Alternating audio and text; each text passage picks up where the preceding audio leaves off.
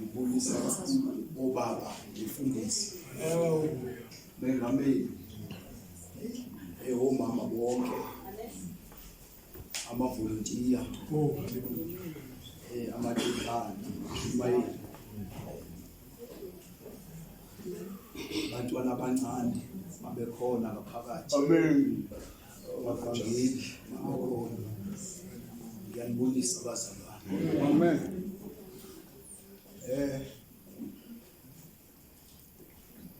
Siyabonga.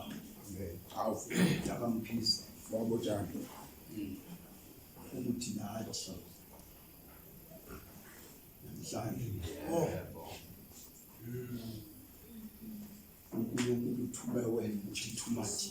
Yebo sixoxe ngayo. Amen.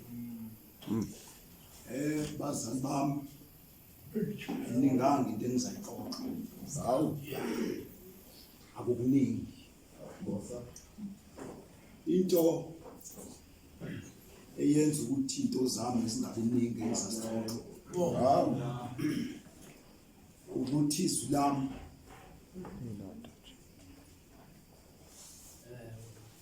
lahlukile ngamanye amazwi. Hawu amazwi akhuluma la lifuna ukwehluka kuwona. Exactly.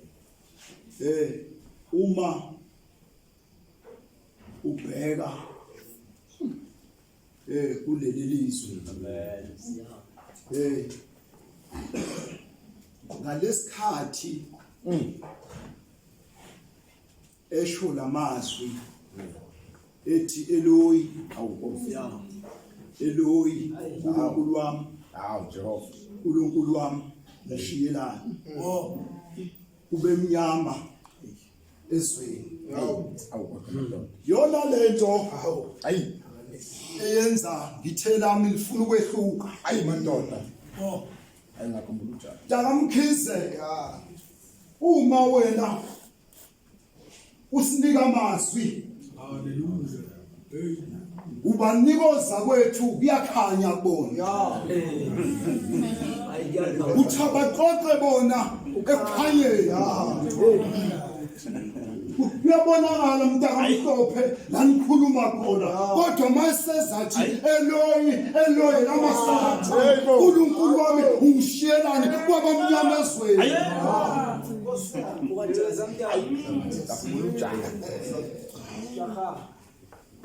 Into eyenza ubumnyama ingoba usuku uNkulunkulu uJesu uNkulunkulu onegama elithi uNkulunkulu ongukhanya. Kwabamnyama ezweni uNkulunkulu wami ungishiyelani. uNkulunkulu wami ungishiyelani. Lithi izwi lenkosi wathi mayesho njalo ethi uNkulunkulu wami ungishiyelani, bathi abanye ake sibone nalo Eliya mbizayo, ngoba sihlobo zami bakhona nasempilweni yakho abantu othi uhamba bathi siyoke sibone.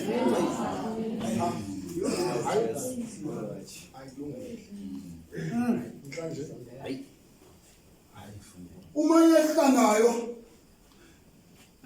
siyoke sibone ukuba lo Eliya wakhe uzamsiza nokubehle esiphambanweni.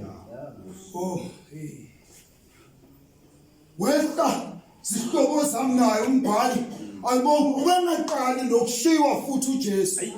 Ubuke washiwa uJesu zihlobo zami ehambe noyise nonina beye eJerusalema.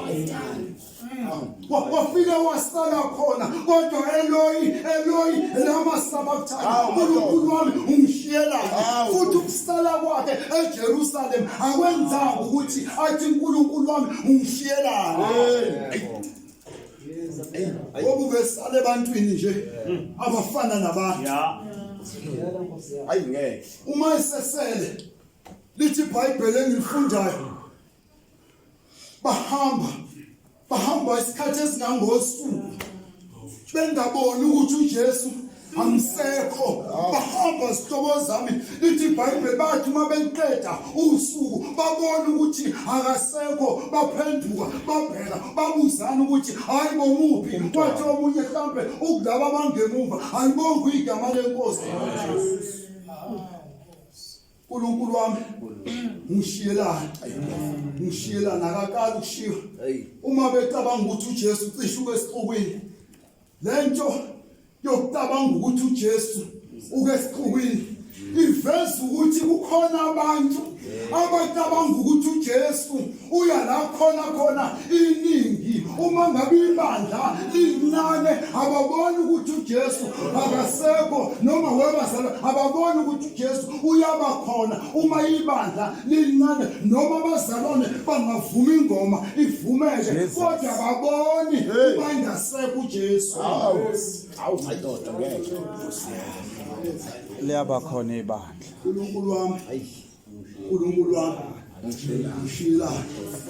ngishila ukhuluma uJesu usesele uNkulunkulu usesele futhi uyazizwa ukuthi usele yedwa lawa amanye amazwi bathi abanye wakhala hayi sihlobo zami kuleli lizwi akakhalanga kodwa uswakale memeza kakhulu alibonge igama lenkosi ethi uNkulunkulu wami ungishiyelani alibonge igama lenkosi kanjani ikhona ke into ayishoyo lapha singiyaphasa into kamhlobo ngiyabona lento yokushiywa ngoba kuyenzeka ushiywe noma udla umthendeleko zonke insuku futhi awageje amaphasika kanti uNkulunkulu sokudlala kuyenzeka uNkulunkulu uthi tshena ukuthi wena uNkulunkulu ushiye labantu obabukela phansi futhi kuyenzeka uNkulunkulu ahlale kulabantu wena obabona bengasebenzi ngisho ukusebenza ucabanga ukuthi uNkulunkulu ubashile kanti hayi noko uNkulunkulu kudala nawe akushiya kodwa uNkulunkulu wami ungishiyelana hayi ithanda ke mayilokuthi wami ulokuthi wami yaphasa mfowethu ngiyamthanda mayilokuthi wami uthi uNkulunkulu wami ngoba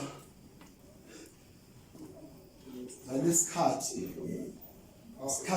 senhlungu kuleli lizwi ukhuluma nje ubuhlungu buzwa bonke futhi udlule ezibikilini zamshaya zashona kodwa kuleli uthi uNkulunkulu wami akabheki ke nobuhlungu abhekene nabo akanandaba futhi nento abhekene nazo nento adlule kuzona wenza ukuthi lento ayishintshe isimo sikaNkulunkulu noma ngabe ubuhlungu kanjani noma abafethu singahlupheka kanjani kodwa ukukhona kukaNkulunkulu ayishintshe igama likaNkulunkulu iyona lento umzwethi uNkulunkulu wami noma kubuhlungu ungishiyelani amen.